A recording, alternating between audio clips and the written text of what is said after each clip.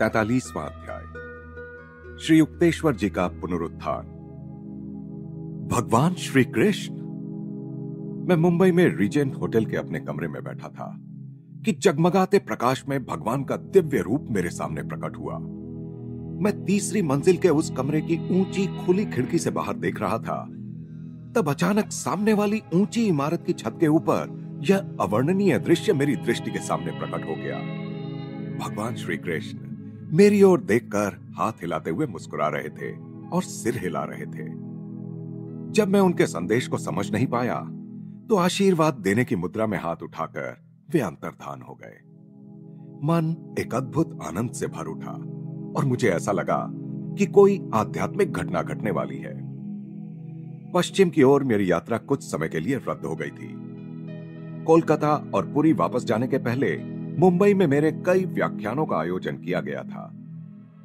भगवान श्री कृष्ण के दर्शन के एक सप्ताह बाद 19 जून 1936 को दोपहर में 3 बजे मैं मुंबई में होटल के अपने कमरे में अपने पलंग पर बैठा ध्यान कर रहा था कि अचानक कमरे में एक दिव्य प्रकाश के फैलने से मेरा ध्यान टूट गया। मेरे खुले और विस्मय विस्फारित नेत्रों के सामने संपूर्ण कमरा एक अद्भुत विश्व में बदल गया। सूर्य प्रकाश एक स्वर्गीय तेज में बदल गया। रक्त मांस के शरीर में श्री युक्तेश्वर जी को अपने सामने खड़े देखकर आनंदातिरेक की लहरों पर लहरें मुझ पर छाने लगी। बेटा, गुरुदेव ने अत्यंत स्नेह से कोमल स्वर में कहा। उनके चेहरे पर देवताओं को भी मोहित करने वाली ऐसी सुंदर मुस्कान खेल रही थी। उस समय जीवन में पहली बार मैंने उनका चरण स्पर्श नहीं किया, बल्कि उन्हें अपनी बाहों में भर लेने के लिए आतुर होकर आगे बढ़ा। वह अपूर्व क्षण, परम आनंद की उस बरसती वर्षा की तुलना में गत कुछ महीनों में जो व्यथा वेदना मैंने सही थी, वह कुछ भी नहीं थी। मेरे प्रभु, मेरे गुरुदेव, मेरे प्रियतम, आप मुझे छोड़कर क्यों चले गए? आनंदातिरेक के कारण मैं असंबद्ध बोलने लग गया था। आपने मुझे कुंभ मेले में जाने ही क्यों दिया? आपको छोड़कर जाने के लिए मैंने अपने आप को कितना कोसा है। जहां मुझे बाबा जी का प्रथम दर्शन हुआ था, उस तीर्थ स्थल का दर्शन करने की तुम्हारी आशा भरी खुशियों पर मैं पानी नहीं फेरना चाहता था। मैं तो थोड़ी देर के लिए ही तुम्हें छोड़कर गया था। क्या अब फिर से तुम्हारे पास नहीं आ गया हूं? पर क्या यह आप ही हैं गुरुदेव, ईश्वर के वही सिंह? अभी आपने जो शरीर धारण किया है, वह क्या बिल्कुल उसी शरीर के समान है जिसे मैंने पुरी की निर्दय बालू में समाधिस्थ कर दिया था? हाँ बेटा, मैं बिल्कुल वही हूं। यह रक्त मांस का शरीर है। मेरी दृष्टि में यह शरीर केवल आकाश तत्व का यानी एथरियल है, परंतु तुम्हारी दृष्टि के लिए यह जड़ देह है। मैंने सृष्टि के परमाणुओं से एक पूर्णतः नए शरीर की सृष्टि की है, जो बिल्कुल उस स्वप्न सृष्टि के शरीर जैसा ही है जिसे तुमने अपनी स्वप्न सृष्टि की स्वप्न बालू में समाधि दे दी थी। वस्तुतः मेरा पुनरुत्थान हो चुका है, पृथ्वी पर नहीं बल्कि एक सूक्ष्म लोक में। इस पृथ्वी के मानवों की तुलना में उस लोक में वास करने वाले लोग मेरे उच्च आदर्शों के अधिक अनुरूप हैं।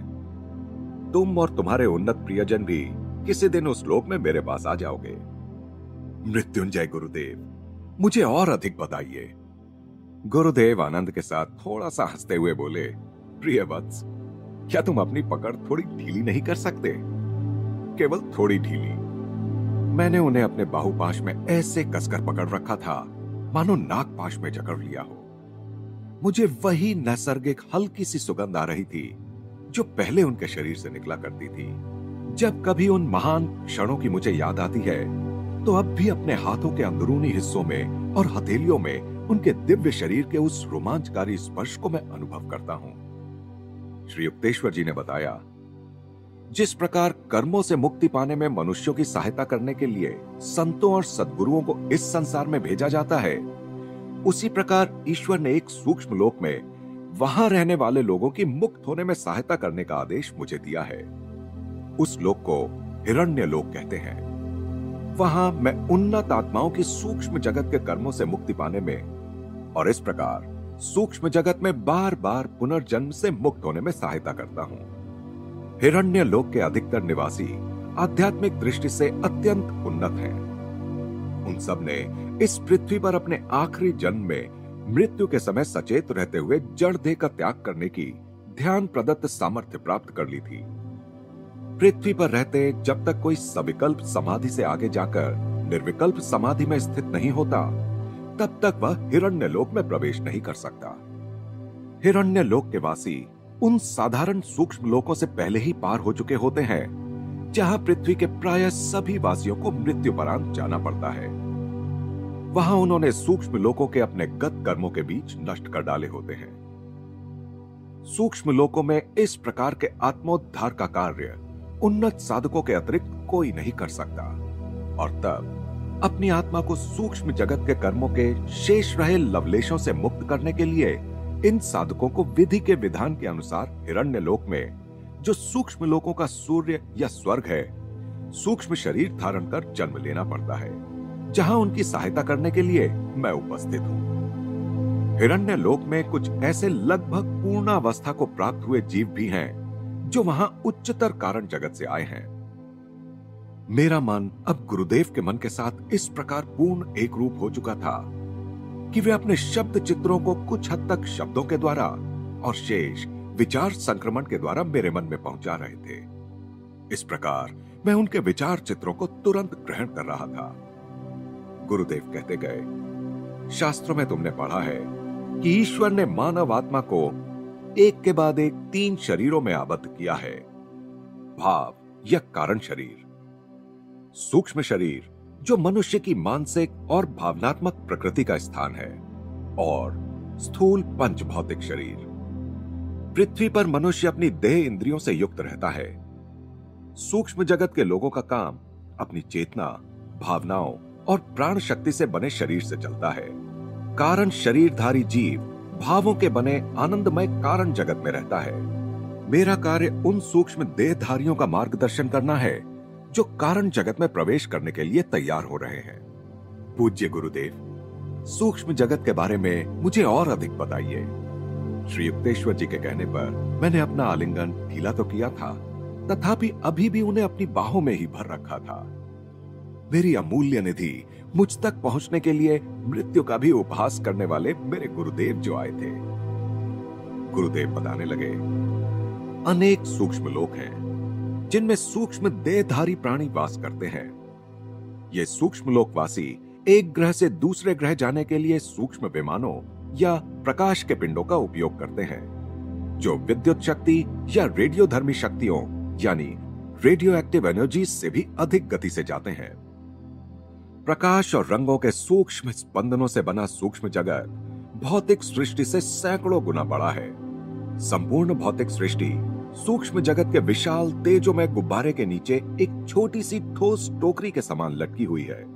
जिस तरह अंतरिक्ष में अनेक सूर्य और तारे भ्रमण कर रहे हैं, उसी तरह सूक्ष्म जगत में भी अनेक सूक्ष्म सौर मंडल और सूक्ष्म नक्षत्र मंडल हैं। वहां के ग्रहों के भी सूक्ष्म सूर्य और सूक्ष्म चंद्र हैं, जो भौतिक सृष्टि के सूर्य चंद्रों से कहीं अधिक सुंदर हैं। सूक्ष्म जगत के ये सूर्य चंद्र ध्रुवीय प्रकाश के समान दिखते हैं।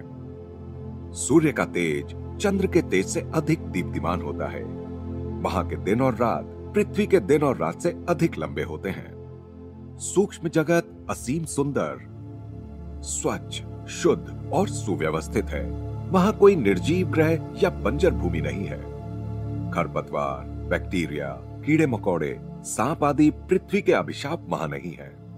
सूक्ष्म जगत में पृथ्वी की भांति परिवर्तनशील और अनिश्चित जलवायु और ऋतु नहीं है। वहां सदैव चिर वसंत ऋतु की समशीतोष्ण जलवायु रहती है और यदा कदा ज्योतिर्मय हिमपात होता है तथा बहुरंगे प्रकाश की बारिश होती है।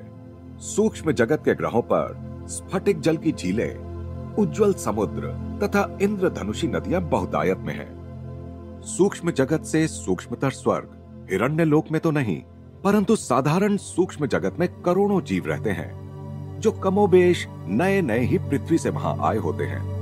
इनके अतिरिक्त वहां असंख्य परियां, मत्स्य कन्याएं, मछलियां, पशु, बौने, भूत प्रेत और उपदेवता भी रहते हैं। ये सब अपने अपने कर्मों के गुणवत्ता स्तर के अनुसार सूक्ष्म जगत के विभिन्न ग्रहों पर रहते हैं। अच्छी और बुरी आत्माओं के लिए विभिन्न दैवी प्रसाद या स्पंदनात्मक क्षेत्रों की व्यवस्था है।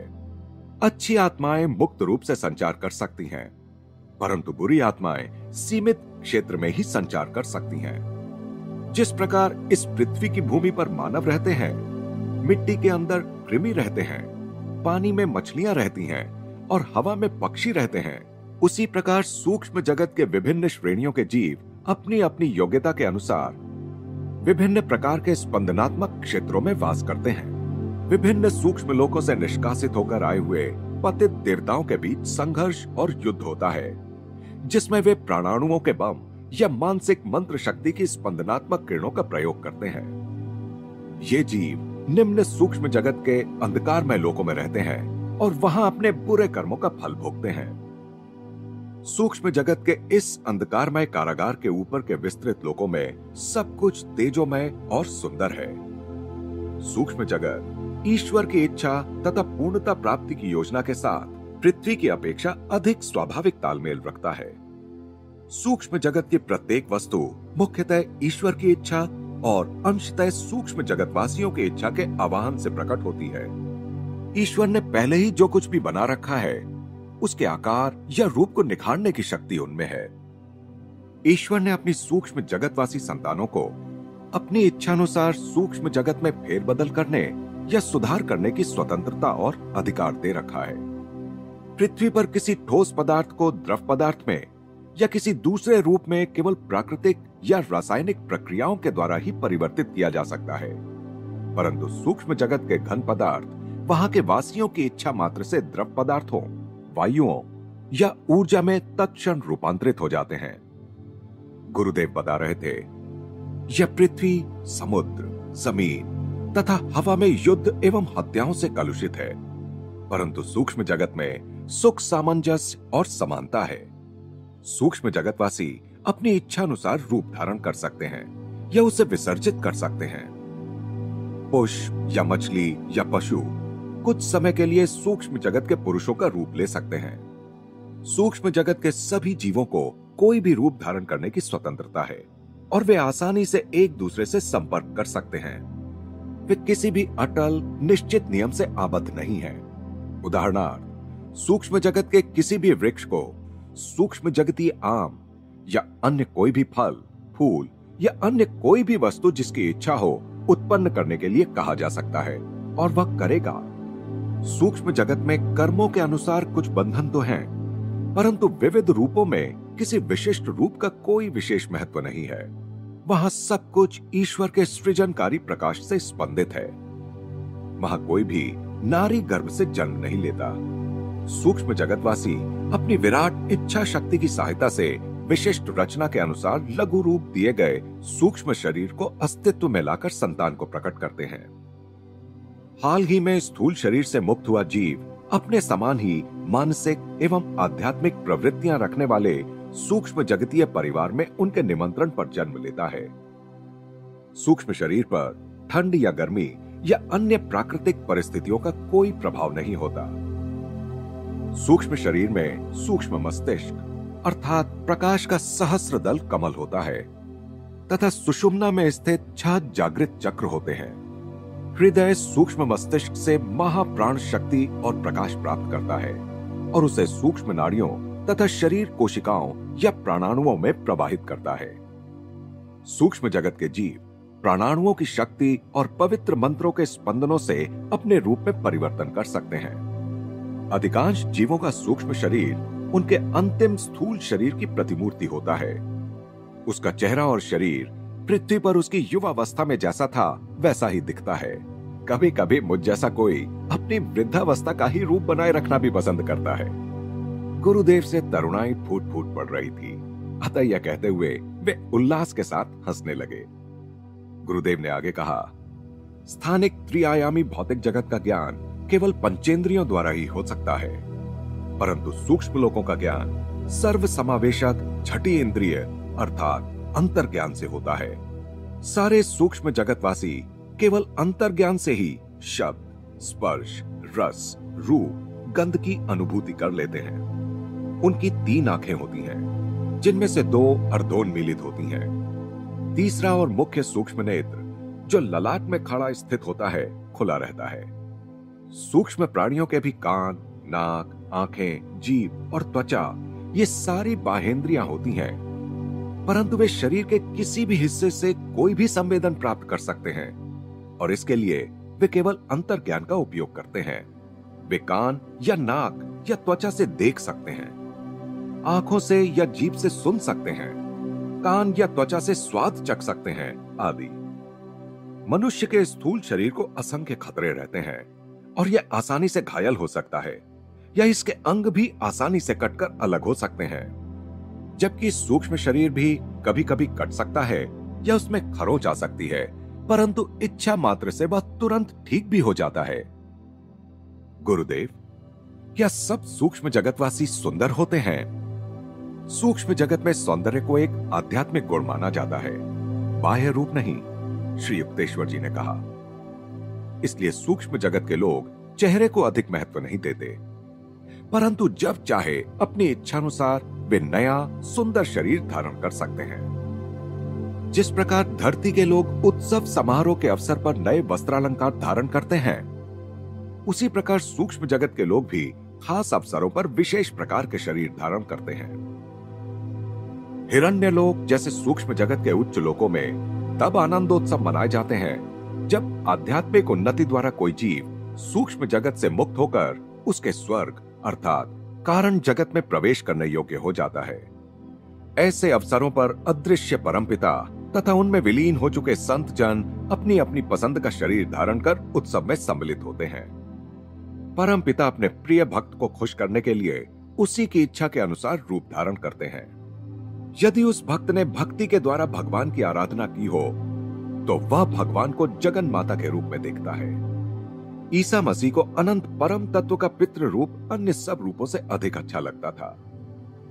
सृष्टा ने प्रत्येक सृष्ट जीव को स्वतंत्र व्यक्तित्व प्रदान किया है। इस कारण सर्वशक्तिमान ईश्वर से कल्पनीय एवं अकल्पनीय सभी प्रकार के रूपों की मांग होती रहती है। मेरे गुरुदेव और मैं दोनों ही इस पर साथ साथ हंसने लगे। श्री युक्तेश्वर जी अपनी बांसुरी के समान मधुर आवाज में आगे कहते गए, पूर्व जन्मों के मित्र सूक्ष्म जगत में एक दूसरे को आसानी से पहचान लेते हैं।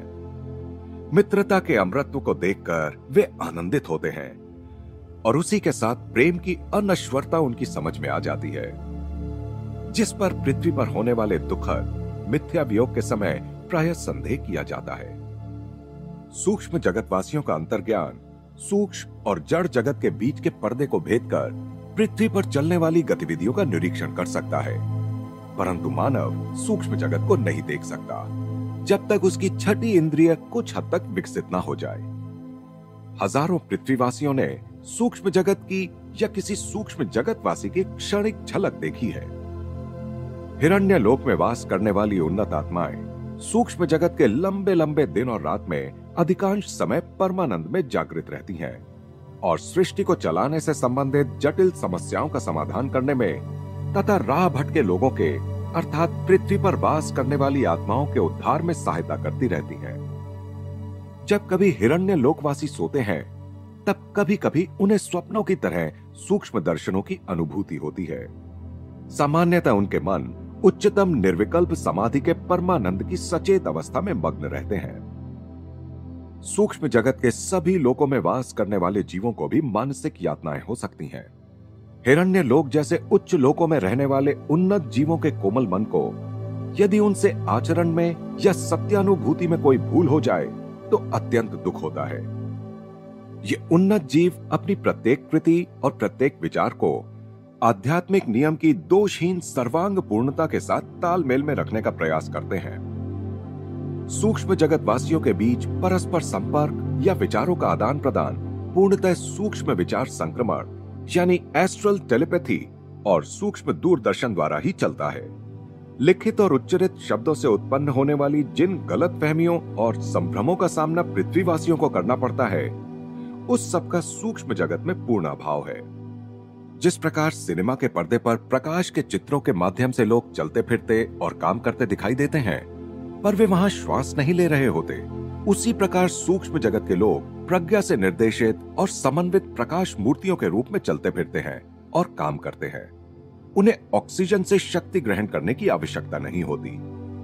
मानव जीवित रहने के लिए ठोस पदार्थों, द्रव पदार्थों, वायुओं और प्राण शक्ति पर निर्भर रहता है, परंतु सूक्ष्म जगत के लोग मुख्यतः दिव्य प्रकाश से जीवित रहते हैं। गुरुदेव, क्या सूक्ष्म जगतवासी कुछ खाते पीते हैं? मैं अपने मन, हृदय और आत्मा तीनों की सारी ग्रहण क्षमता एकत्रित कर गुरुदेव के अद्भुत वर्णन का रसपान कर रहा था। सत्य की अतीन्द्रिय अनुभूतियां सदा के लिए वैसी ही रहती हैं, उनमें कभी परिवर्तन नहीं होता, जबकि छिछली इंद्रियानुभूतियां और मन पर पड़ने वाली उनकी छाप कभी क्षणभंगुर या तुलनात्मक वास्तविकता से अधिक कुछ नहीं होती और उनकी स्मृति जल्दी ही धुंधली हो जाती है। मेरे गुरु के शब्दों की इतनी गहरी छाप मेरे सारे अस्तित्व के पटल पर अंकित हो गई है कि कभी भी किसी भी समय अपने मन को अतीन्द्रिय उच्च अवस्था में ले जाकर मैं उस दिव्य घटना को फिर से पूर्ण रूप से अनुभव कर सकता हूं। तेजस्वी किरणों के समान दिखने वाली सब्जियां सूक्ष्म जगत की भूमियों में बहुतायत में होती हैं, उन्होंने कहा। सूक्ष्म जगतवासी सब्जियां खाते हैं और प्रकाश के तेजस्वी झरनों, नदी नालों में बहने वाला एक प्रकार का अमृत पीते हैं। जिस प्रकार पृथ्वी के लोगों के अदृश्य चित्रों को टेलीविजन की मदद से अंतरिक्ष से खींचकर प्रकट किया जा सकता है और बाद में वे फिर से अंतरिक्ष में विसर्जित हो जाते हैं, उसी प्रकार अंतरिक्ष में वनस्पतियों और पौधों के विचरण करते ईश्वर निर्मित अदृश्य सूक्ष्म परिकल्पना चित्र सूक्ष्म जगतवासियों की इच्छा मात्र से वहां प्रकट होकर सूक्ष्म ग्रह पर उतर आते हैं। इसी प्रकार उन लोगों की विलक्षण से विलक्षण कल्पनाओं से सुगंधित फूलों के पूरे पूरे उद्यान वहां प्रकट हो जाते हैं और बाद में अंतरिक्ष में विलीन होकर अदृश्य हो जाते हैं। हिरण्य लोक के समान स्वर्ग लोकों के वासी तो खाने पीने की किसी आवश्यकता से लगभग पूर्णतः मुक्त ही होते हैं, परंतु कारण जगत में रहने वाली लगभग पूर्णतः मुक्त आत्माएं ऐसी किसी भी आवश्यकता से और भी अधिक मुक्त होती हैं। वे दिव्य परमानंद के सिवा और किसी चीज का सेवन नहीं करते। पृथ्वी लोक से मुक्त होकर सूक्ष्म जगत में आई आत्मा की पृथ्वी पर लिए हुए अपने भिन्न भिन्न जन्मों के अनेकानेक संबंधियों, पिताओं, माताओं, पत्नियों, पतियों और मित्रों के साथ भेंट होती जाती है जब वे सूक्ष्म लोकों के विभिन्न हिस्सों में आमने सामने आते हैं। इसलिए उसकी समझ में नहीं आता कि वह किससे अधिक प्रेम करे। इस प्रकार वह सभी को ईश्वर की संतान के रूप में तथा ईश्वर की अभिव्यक्ति के रूप में प्रेम करना सीखता है।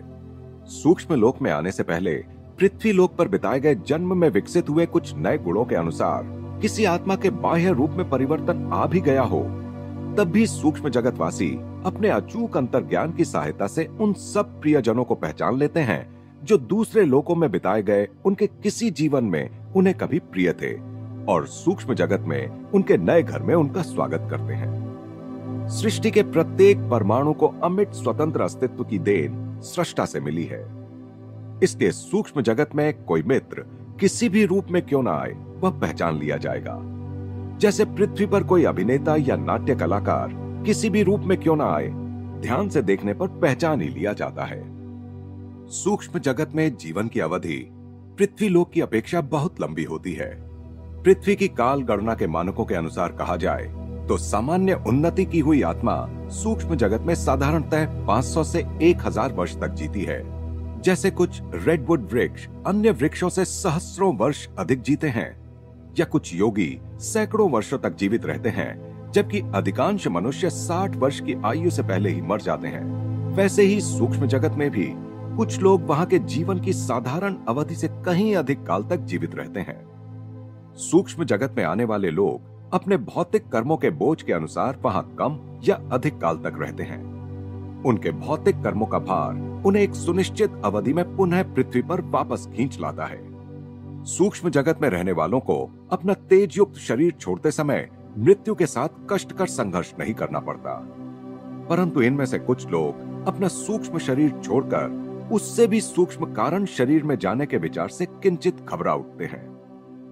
सूक्ष्म जगत अनचाही मृत्यु, रोग व्याधि और वृद्धावस्था से मुक्त है।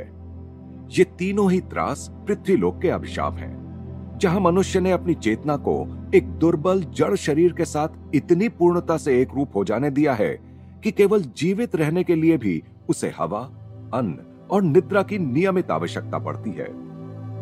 जड़ देह की मृत्यु के साथ श्वास रुक जाता है और बाद में शरीर कोशों का विघटन शुरू हो जाता है।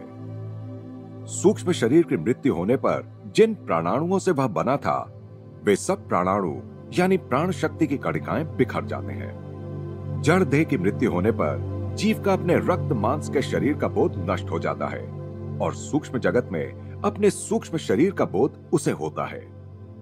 यथा समय सूक्ष्म जगत में उसकी मृत्यु हो जाती है और इस प्रकार सूक्ष्म जगत के जन्म मृत्यु को अनुभव कर वह फिर स्थूल जगत के जन्म मृत्यु को अनुभव करता है। इस प्रकार सूक्ष्म और स्थूल जन्म मृत्यु के चक्रों से बार बार गुजरना ही मायाबद्ध जीवों की अपरिहार्य नियति है। शास्त्रों में दिए गए स्वर्ग और नर्क के वर्णन सुनकर मनुष्य के अंतर्मन के गहन तल में सुप्त पड़ी सुखमय सूक्ष्म जगत के और दुखमय पार्थिव जगत के अनुभवों की स्मृतियां कभी कभी जाग उठती हैं। मैंने पूछा, पूज्य गुरुदेव, पृथ्वीलोक में और सूक्ष्म जगत में तथा कारण जगत में जो पुनर्जन्म होते हैं, उनमें क्या फर्क है, यह जरा अधिक विस्तार से बताएंगे। गुरुदेव ने बताना शुरू किया। पृथक आत्मा के रूप में मनुष्य मूलतः कारण शरीरधारी आत्मा है। यह कारण शरीर 35 बीज रूप भावों का गर्भ स्थान है।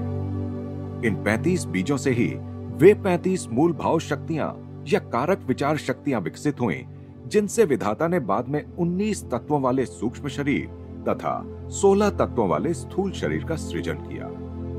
सूक्ष्म शरीर के 19 तत्व मनोमय, भावमय और प्राणमय हैं।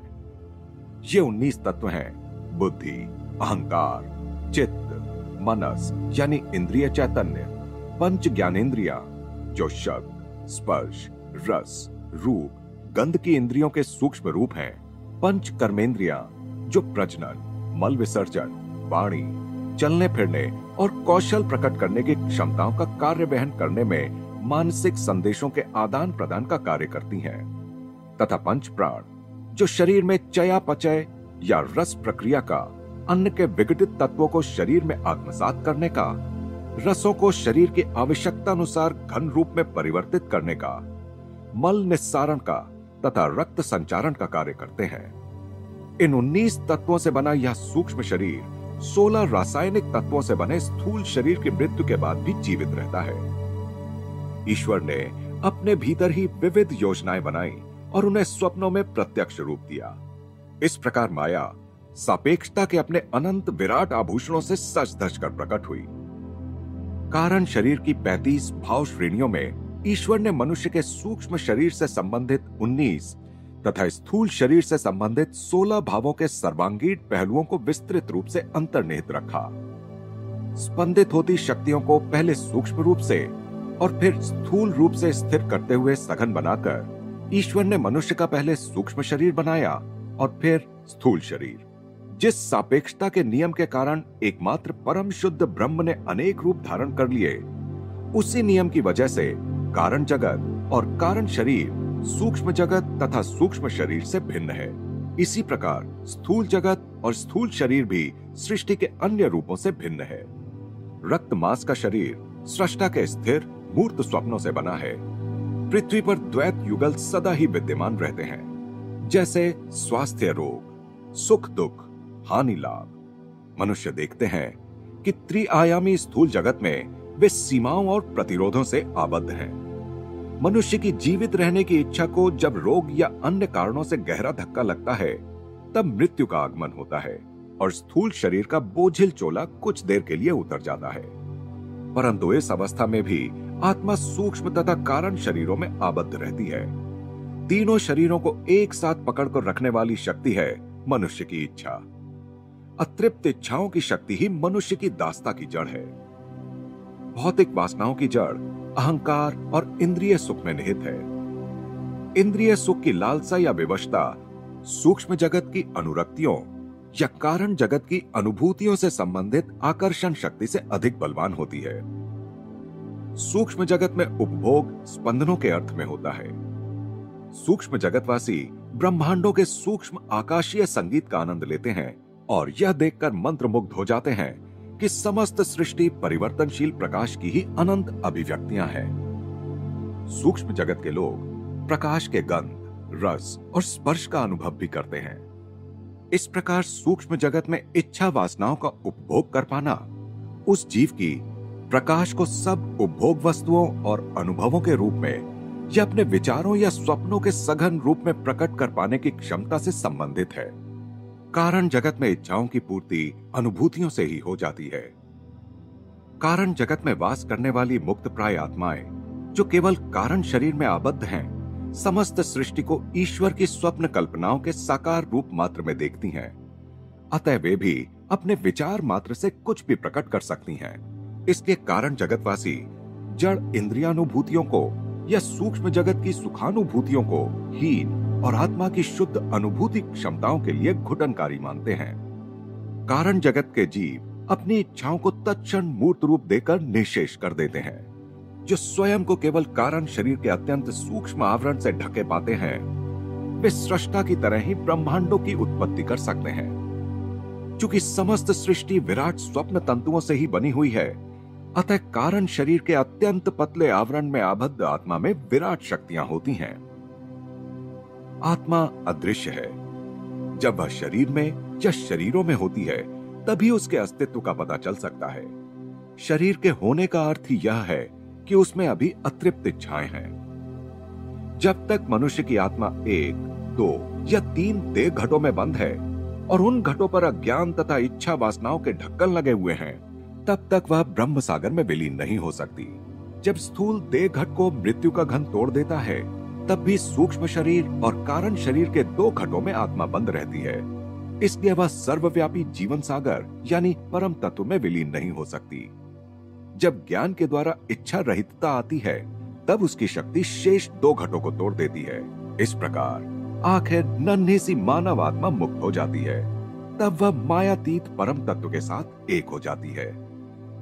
मैंने अपने दिव्य गुरुदेव से उच्च एवं गूढ़ कारण जगत पर और अधिक प्रकाश डालने का अनुरोध किया। उन्होंने बताया, कारण जगत वर्णनातीत रूप से सूक्ष्म है। उस जगत को समझ पाने के लिए मनुष्य को एकाग्रता की इतनी विराट शक्ति की आवश्यकता होगी कि वह अपनी आंखें बंद करके समस्त सूक्ष्म जगत और स्थूल जगत को, उस अति विशाल ज्योतिर्मय गुब्बारे को और उसके नीचे लटकती उस ठोस टोकरी को मन की आंख से देख सके और यह जान सके कि उन दोनों विश्वों का अस्तित्व केवल कल्पना में ही है। इस अति मानवीय एकाग्रता के द्वारा यदि कोई इन 2 विश्वों को उनकी सारी जटिलताओं समेत केवल कल्पना में परिणत कर सका, तो तब वह कारण जगत में पहुंच जाएगा और मनोजगत तथा पदार्थ जगत के मिलन की सीमा रेखा पर खड़ा हो जाएगा।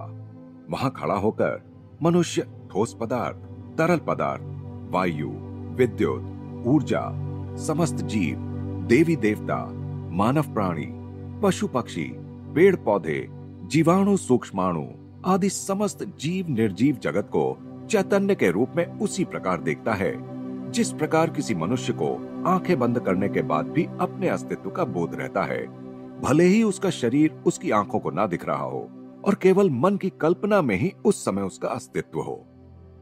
जो कुछ एक मनुष्य कल्पना में कर सकता है, वह सब एक कारण जगतवासी वास्तव में कर सकता है।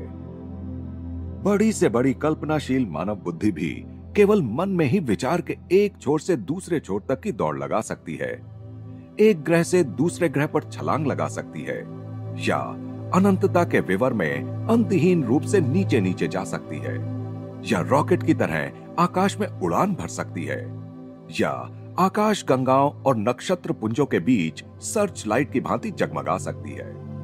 परंतु कारण जगतवासियों के पास इससे बहुत अधिक स्वतंत्रता है। वे बिना किसी भौतिक या सूक्ष्म बाधा के या बिना किसी कर्म बंधन की मर्यादा के अपनी इच्छाओं को सहज ही तत्क्षण साकार कर सकते हैं। कारण जगतवासियों को यह ज्ञान है कि न तो स्थूल जगत मूलतः इलेक्ट्रॉनों यानी विद्युत अणुओं से बना है और न ही सूक्ष्म जगत मूलतः प्राण कणिकाओं यानी प्राण अणु से बना है, बल्कि ये दोनों ही जगत ईश्वरीय विचार तत्व की सूक्ष्मतम कणिकाओं से बने हैं, जिन्हें माया ने अर्थात सापेक्षता के नियम ने खंडित और विघटित कर दिया है। माया की भूमिका स्पष्टतः सृष्टि को सृष्टा से विभक्त करना ही है। कारण जगत में वास करने वाली आत्माएं परस्पर एक दूसरे को आनंदमय परम तत्व के पृथक पृथक बिंदुओं के रूप में पहचानती हैं। उनके आसपास केवल उनके विचारों से उत्पन्न वस्तुएं ही रहती हैं। कारण जगतवासी अपने शरीरों और विचारों के बीच केवल कल्पनाओं का ही अंतर देखते हैं। जिस प्रकार कोई मनुष्य अपनी आंखें बंद कर अपने मन की आंख से दीप्तिमान उज्जवल प्रकाश या फीकी नीली आभा देख सकता है, उसी प्रकार कारण जगतवासी अपने विचार मात्र से शब्द, स्पर्श, रस, रूप, गंध का अनुभव कर सकते हैं। विराट मन के बल से वे किसी भी वस्तु का सृजन कर सकते हैं या उसका विलय भी कर सकते हैं। कारण जगत में मृत्यु और पुनर्जन्म केवल विचार में ही होता है। कारण शरीरी जीवों का आहार केवल चिर नूतन ज्ञानामृत है। वे शांति के झरने से पान करते हैं, अनुभूतियों की पथ रहित भूमि में विचरण करते हैं और परमानंद के अनंत सागर में तैरते हैं। वह देखो कैसे उनके उज्जवल विचार दे परम तत्व के बने कोटि कोटि ग्रहों को, नवजात ब्रह्मांडों के बुलबुलों को, ज्ञान तारों को, अनंत के हृदय रूपी आकाश में फैली स्वर्णिम निहारिकाओं के विविध रंगी स्वप्नों को तेजी से पीछे छोड़ते हुए आगे निकल जाते हैं। कारण जगत में वास करने वाले अनेक जीव हजारों वर्षों तक वहीं रहते हैं। परमानंद की गहराइयों में अधिकाधिक उतरकर जब आत्मा पूर्णतः मुक्त हो जाती है, तब वह अपने छोटे से कारण शरीर से बाहर निकलकर संपूर्ण कारण जगत की विशालता को व्याप्त कर लेती है। विचारों के भिन्न भिन्न भंवर, शक्ति, प्रेम, इच्छा, आनंद, शांति, अंतर्ज्ञान, स्थैर्य, आत्मसंयम और एकाग्रता की सारी वैशिष्ट्य प्राप्त लहरें सदा आनंद से उमड़ते परमानंद सागर में विलीन हो जाती हैं। तब आत्मा को अपने आनंद की अनुभूति चैतन्य की एक विशिष्ट लहर के रूप में नहीं करनी पड़ती, बल्कि वह सनातन हास्य, रोमांच, धड़कनों की लहरों से युक्त पूरे ब्रह्म सागर में ही विलीन हो जाती है। जब आत्मा तीनों शरीर कोशों से बाहर निकल जाती है, तब वह सापेक्षता के नियम से या माया से हमेशा के लिए मुक्त होकर अवर्णनीय शाश्वत अस्तित्व को प्राप्त कर लेती है। देखो यह सर्वव्यापकता की तितली, इसके पंखों में सूर्य, चंद्र और तारे जड़े हैं। परम तत्व के साथ एक रूप होने वाली आत्मा ईश्वर के सृष्टि स्वप्न के आनंद में मत्त होकर प्रकाश विहीन प्रकाश, अंधकार विहीन अंधकार, विचार विहीन विचार के प्रांत में अकेली रहती है। एक मुक्त आत्मा। विस्मयादर में मैं बोल पड़ा।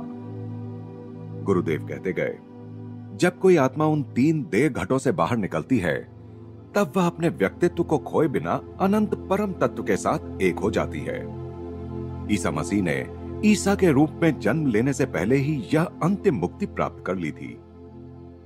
अपने अतीत की तीन अवस्थाओं में, जिनका प्रतीक स्वरूप अपने अलौकिक जीवन में मृत्यु और पुनरुत्थान के बीच उन्होंने 3 दिन का अनुभव किया, उन्होंने परम तत्व के साथ पूर्णतः एक रूप होने की शक्ति प्राप्त कर ली थी।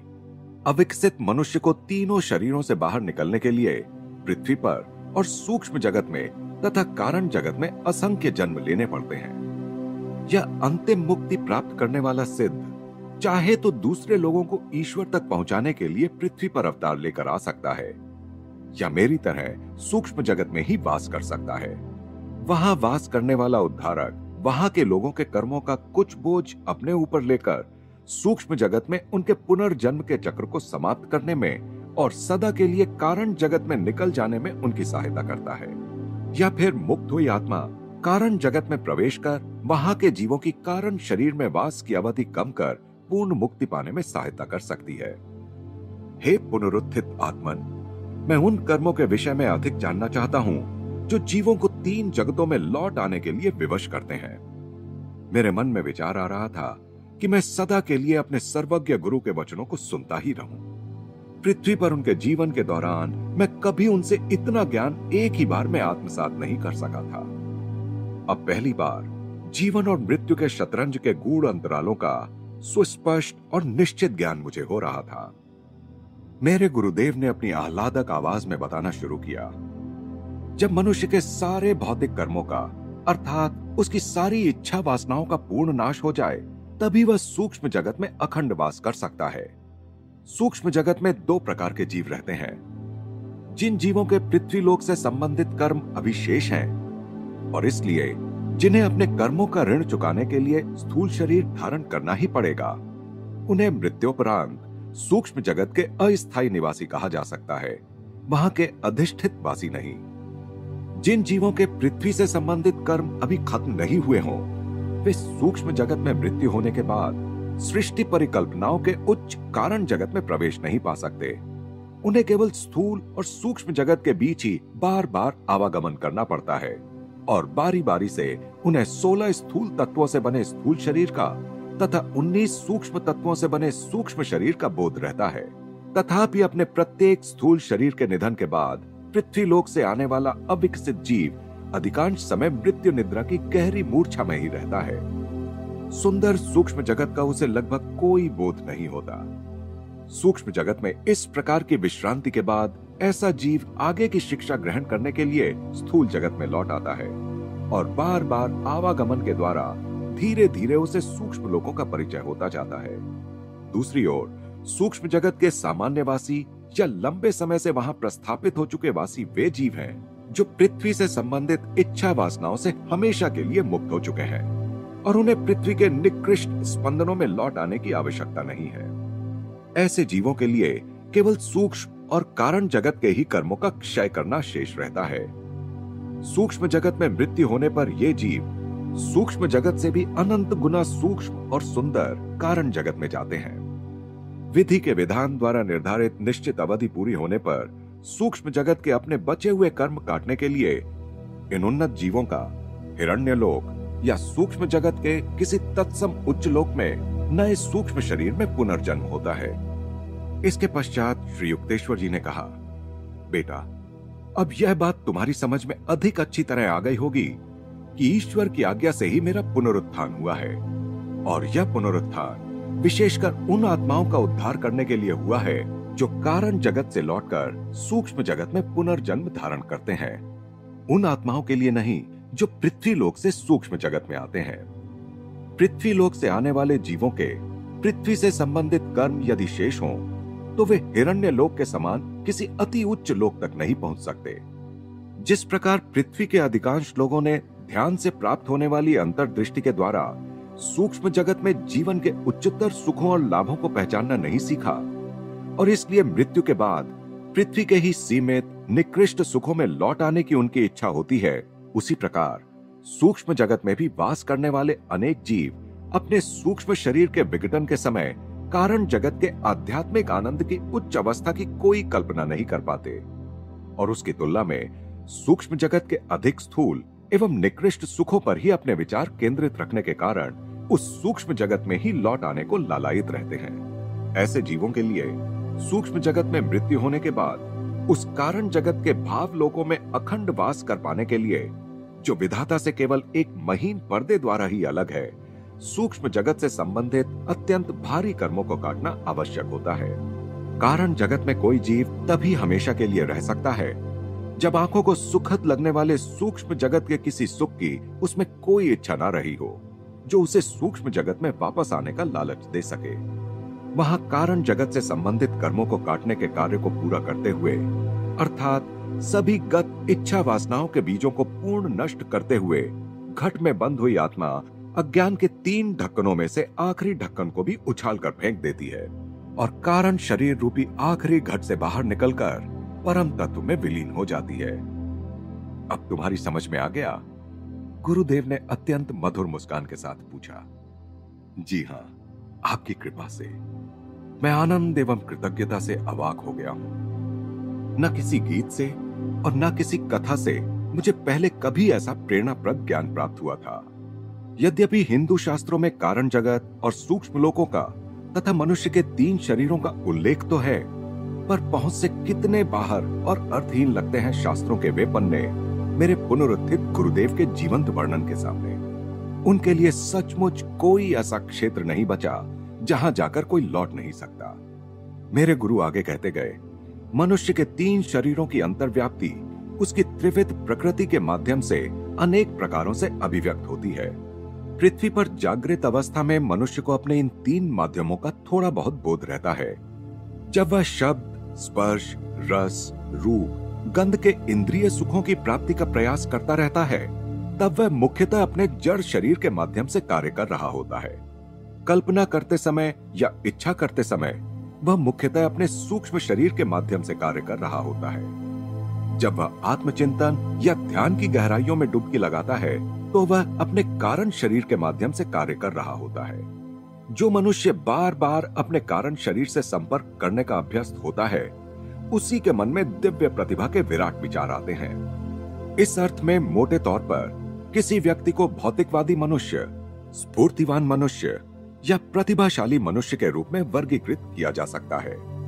मनुष्य प्रतिदिन लगभग 16 घंटों तक अपने जड़ माध्यम के साथ एक रूप होकर रहता है, फिर वह सोता है और इसमें यदि वह स्वप्न देखता है तो वह अपने सूक्ष्म शरीर के साथ एक रूप रहता है और सूक्ष्म जगतवासियों की भांति ही बिना किसी प्रयास के किसी भी वस्तु की सृष्टि करता है। यदि मनुष्य की नींद गहरी और स्वप्न रहित हो तो वह कई घंटों तक के लिए अपनी चेतना को, अपने अहम भाव को अपने कारण शरीर में स्थानांतरित कर सकता है। ऐसी नींद मनुष्य में नव शक्ति का संचार कर देती है। स्वप्न दृष्टा अपने कारण शरीर से नहीं बल्कि सूक्ष्म शरीर से ही संपर्क कर पाता है। उसकी नींद पूर्णतः नव शक्ति का संचार नहीं करा सकती। जब श्री युक्तेश्वर जी यह सारा प्रेमपूर्ण आख्यान कर रहे थे तब मैं प्रेम के साथ उनका अवलोकन कर रहा था। मैंने कहा, दिव्य गुरुदेव, आपका यह शरीर ठीक वैसा ही दिखाई देता है जैसा यह तब दिखाई दे रहा था जब पुरी आश्रम में अंतिम बार मैं इसके सामने रोया था। हाँ, मेरा यह नया शरीर उस पुराने शरीर का बिल्कुल तत्सम प्रतिरूप है। मैं अपनी इच्छा अनुसार जब चाहे इस शरीर को साकार करता हूँ या विसर्जित कर देता हूँ और पृथ्वी पर अपने वास की तुलना में यह बहुत अधिक बार करता हूँ। इस शरीर को तुरंत विसर्जित कर मैं अब प्रकाश के माध्यम से तत्क्षण एक लोक से दूसरे लोक में पहुंचता हूँ, या सूक्ष्म जगत से कारण जगत में या स्थूल जगत में भी पहुंच जाता हूँ। गुरुदेव मुस्कुराए। आजकल तुम इतनी तेजी से यहां से वहां जा रहे हो, परंतु तुम्हें मुंबई में ढूंढ निकालने में मुझे कोई दिक्कत नहीं हुई। ओह गुरुदेव, आपकी मृत्यु पर मैं इतना गहरा शोक कर रहा था। आह, मेरी मृत्यु हुई ही कहां है? इसमें कुछ परस्पर विरोधाभास नहीं है। श्री युक्तेश्वर जी के नेत्रों में प्रेम और मनोरंजन की चमक आ गई। उन्होंने फिर कहना शुरू किया, पृथ्वी पर तुम केवल स्वप्न देख रहे थे और उस पृथ्वी पर तुमने मेरे स्वप्न शरीर को देखा। बाद में उस स्वप्न शरीर को तुमने समाधि दे दी।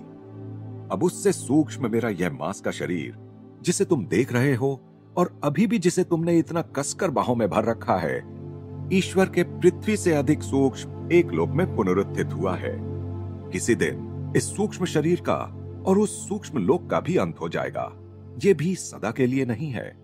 स्वप्न के सभी बुलबुलों को जागृति के एक अंतिम स्पर्श से फूट जाना होगा। बेटा योगानंद, स्वप्नों और सत्य के बीच के भेद को समझो। इस वेदांती पुनरुत्थान के विचार से मैं आश्चर्य से भर उठा। मुझे अपने आप पर लज्जा आई कि मुझे पुरी में गुरुदेव के निष्प्राण शरीर को देखकर उन पर दया आई थी। आखिर अब मेरी समझ में आ गया कि मेरे गुरुदेव सदा ही ईश्वर में जागृत रहे थे और उनके लिए पृथ्वी पर उनका जीवन एवं मृत्यु तथा उसके बाद उनका यह पुनरुत्थान सृष्टि के विराट स्वप्न में ईश्वर की कल्पनाओं के खेल से अधिक कुछ था ही नहीं। अब मैंने तुम्हें अपने जीवन, मृत्यु और पुनरुत्थान की वास्तविकताएं बता दी हैं योगानंद। मेरे लिए शोक मत करो, बल्कि ईश्वर के स्वप्न में रचित मनुष्यों की इस पृथ्वी से ईश्वर के स्वप्न में ही रचित सूक्ष्म शरीरधारी आत्माओं के एक अन्य लोक में मेरे पुनरुत्थान की यह कहानी सबको बताओ। इससे संसार के दुखग्रस्त, मृत्यु भय से पीड़ित स्वप्न दृष्टाओं के हृदय में नई आशा का संचार होगा। जी गुरुदेव। गुरुदेव के पुनरुत्थान पर मुझे हो रहा आनंद कितनी स्वेच्छा से मैं स्वयं ही दूसरों में बांटूंगा। पृथ्वी पर मेरे मानदंड इतने अधिक ऊंचे थे कि अधिकांश लोगों की प्रकृति के लिए वे अति कष्टदायक थे। प्रायः मैं तुम्हें आवश्यकता से अधिक डांटा करता था। तुम मेरी कसौटी पर खरे उतरे। मेरी सारी डांट फटकार के बादलों के बीच से तुम्हारा प्रेम चमकता ही रहा। अब मैं कभी अपनी दृष्टि कठोर नहीं करूंगा, कभी तुम्हें डांट फटकार नहीं लगाऊंगा। अपने महान गुरु की डांट फटकारों का अभाव मुझे कितना खल रहा था। उनकी हर फटकार मेरे लिए सुरक्षा कवच बन गई थी। परम पूज्य गुरुदेव, लाखों बार मुझे डांटिए, अभी फटकार लगाइए। अब मैं कभी तुम्हें नहीं फटकारूंगा।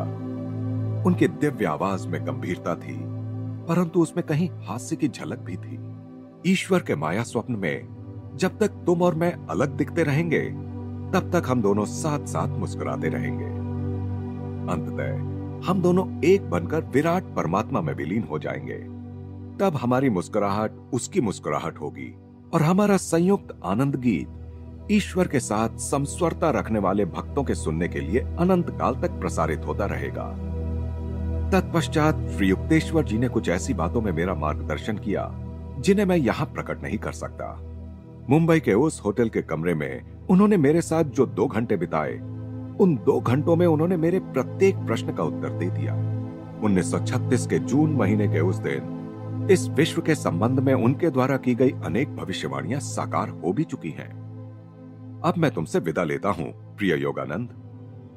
ये शब्द मेरे कानों से टकराते ही मैंने अनुभव किया कि मेरे बाहुपाश में ही गुरुदेव के शरीर का विलय हो रहा था। बेटा, मेरी आत्मा के कण कण में उनके शब्द गूंज उठे। जब भी तुम निर्विकल्प समाधि के द्वार से प्रवेश कर मुझे पुकारोगे, तब आज ही की तरह रक्त मांस के शरीर में मैं तुम्हारे पास आ जाऊंगा। यह दिव्य वचन देकर श्री युक्तेश्वर जी मेरी दृष्टि से ओझल हो गए। बादलों की ध्वनि सी एक आवाज बार बार संगीतमय गर्जन कर रही थी। सबसे कह दो, जो कोई भी निर्विकल्प समाधि में यह जान लेगा कि तुम्हारी यह पृथ्वी ईश्वर का एक स्वप्न मात्र है, वह ईश्वर के इससे भी सूक्ष्म स्वप्न में निर्मित हिरण्यलोक में आ सकता है और वहां पूरी तरह पृथ्वी लोक के मेरे शरीर के समान ही शरीर में मुझे पुनरुत्थित देख सकता है। योगानंद, सबसे कह दो, वियोग का मेरा दुख दूर हो गया। उनकी मृत्यु पर करुणा भाव और शोक ने मेरी शांति छीन ली थी। अब वह शोक करुणा मानो लज्जित होकर भाग गए। आत्मा के नव उन्मुक्त अनंत रंध्रों से परमानंद के फव्वारे छूट रहे थे। बहुत समय से अप्रयुक्त रहने के कारण रुद्ध हुए रंध्र परमानंद की तेज बाढ़ से पवित्र और बड़े होते गए। मेरे अंतर चक्षु के सामने मेरे पूर्व जन्म चलचित्र की भांति प्रकट हो रहे थे। अतीत के सारे अच्छे और बुरे कर्म गुरुदेव के दिव्य दर्शन के कारण मेरे चारों ओर फैले दैवी प्रकाश में खुल गए। अपनी आत्मकथा के इस प्रकरण में मैंने अपने गुरु की आज्ञा का पालन कर इस सुखद वार्ता का प्रसार किया है, जबकि जिज्ञासा रहित पीढ़ी फिर एक बार इससे संभ्रमित और व्याकुल हो उठेगी। दीनहीन बनना मनुष्य अच्छी तरह जानता है। निराशा भी शायद ही किसी के लिए नई हो। फिर भी ये दोनों ही विकृतियां हैं, मनुष्य की सच्ची नियति का हिस्सा नहीं। मनुष्य जब संकल्प करेगा, उसी दिन वह मुक्ति के पथ पर आरूढ़ हो जाएगा।